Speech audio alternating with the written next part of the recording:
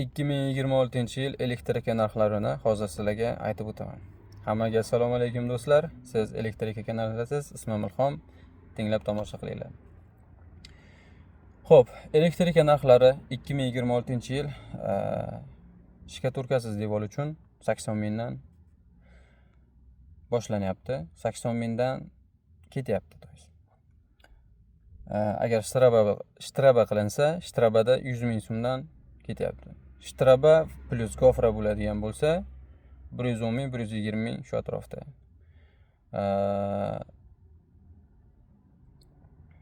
Agar bez shkaturka devor bo'ladigan bo'lsa, yalang'och devor deymiz.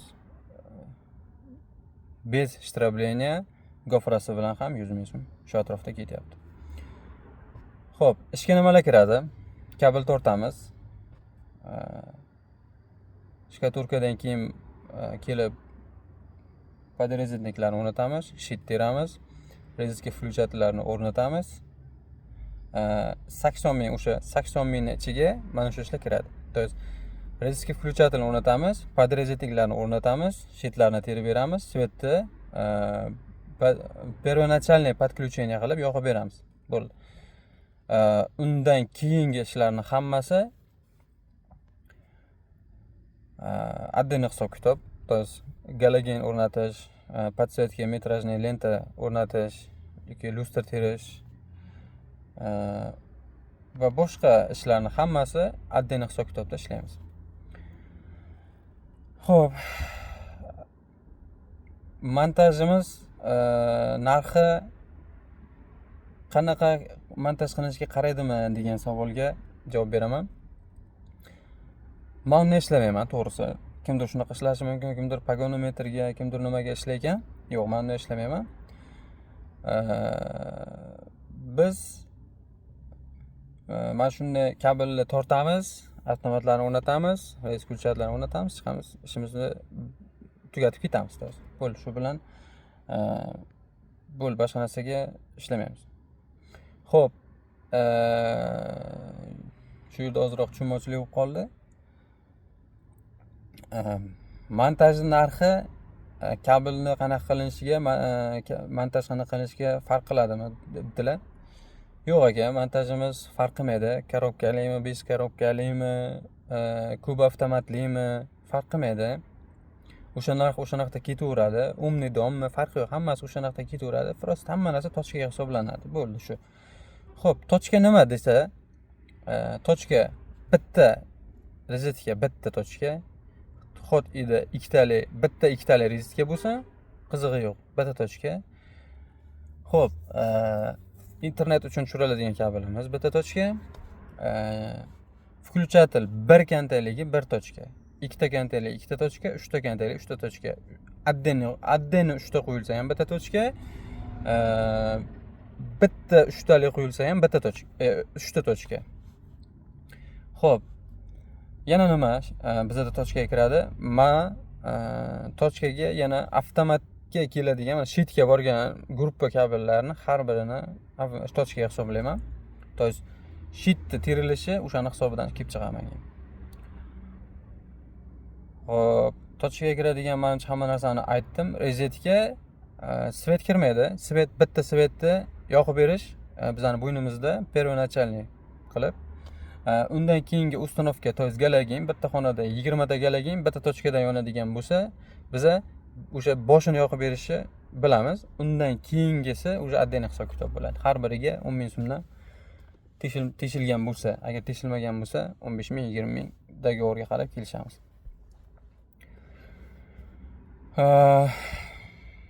Shunda bez korobkali montaj yaxshimi yoki korobkali montaj yaxshimi degan savolga hamma har xil tushunibdi.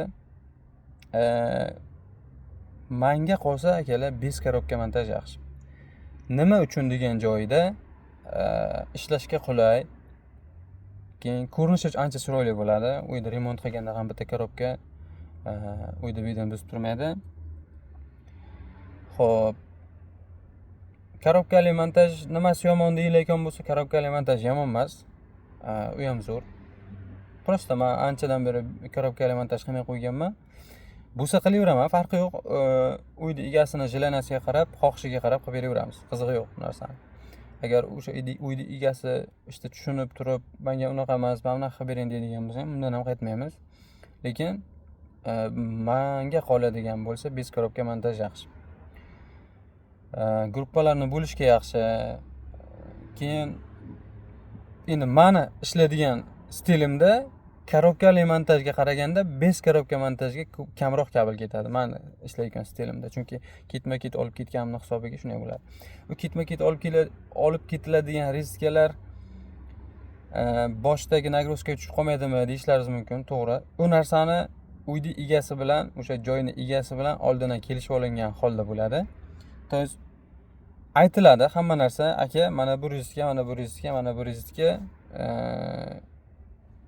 slabatochniy riskga hisoblanadi. To есть bunga 1 kilovatdan ziyodli narsa ishlatmaysiz deb aytiladi.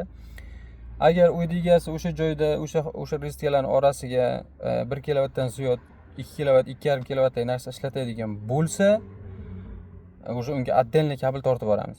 O'sha avvalasi 1 kilovatlik narsa uchun ham отдельный tortib yuboramiz. Biroz hozir gap o'rnida gapirib ketdim. To есть xona ichida bo'ladi. O'zlaringiz bilasizlar, 2 ta 3 ta rezistka har zamonda bir ishlatiladigan zaryadni, televizor, mana shunaqalar hammasi bitta bo'lib ketadi. Konditsioner, xolodilnik, ariston, ten, gaz uchun yoki qanaqadir yana mana shunaqa kub tortadigan, kub kilovat tortadigan riskalar отдельно chetdan tortib yuboriladi. Shunda maqsadga muvofiq bo'ladi va Xudo xohlasa hech qachon muammo qilmasdan ishlaydi. Uy egasi xuddi siz aytgandek ishlatadigan bo'lsa bo'ladi. Korobkali montajda nima muammo bo'lishi mumkin? Qaranglar. Korobkali montajda men korobkali montaj qiladigan bo'lsam, hamma narsani bitta korobkaga yig'aman. Chunki bitta xonaga 3 ta korobka men o'rnatmayman. Bitta korobka o'rnatishim mumkin. Bitta korobkaga hamma gruppani olib kelaman. To есть hamma xonadan chiqadigan riskani olib kelaman va o'shani hammasini bitta korobkaga ulab olib ketaman. Unda ko'proq kabel ketadi o'shani hisobiga. Xo'p, korobkali montajda ham o'sha ko'p kilovat tortadigan narsa uchun обязательно baribir boshqa kabel tortib kelaman. Tushunyapsizlarmi? To есть korobka qo'ymagan menga ma'qulroq bo'lib qoladi bu o'rtada. O'sha uy egasiga ham o'sha narsa ma'qulroq bo'lib qolganining hisobiga bez korobka montaj menga ma'qul. Kimdir korobkali montaj yaxshi deyishlaringiz mumkin. Akalar, hammasi zo'r. Bemalol ishlatishlaringiz mumkin. Hamma xohlaganda ishlash mumkin. Men hech qachon unisi yaxshi, bunisi yomon demayman, faqat plus minusini aytishim mumkin. Men bilgan narsalar shu akalar. Endi bilmagan nimalar, esimga kelmagan narsalarni hozir aytmayapman, to'g'ri. Savollar bo'lsa bemalol berishlaringiz mumkin. Shu bilan videomiz tugadi. Shu joyga kuzatganingizlarga katta rahmat. Sog' bo'linglar, salomat bo'linglar, ishlaringizga omad. Kanalimga obuna bo'lib qo'yib, podpishka qilib qo'ysanglar, juda ham xursand bo'lardim. Rahmat, sog' bo'linglar.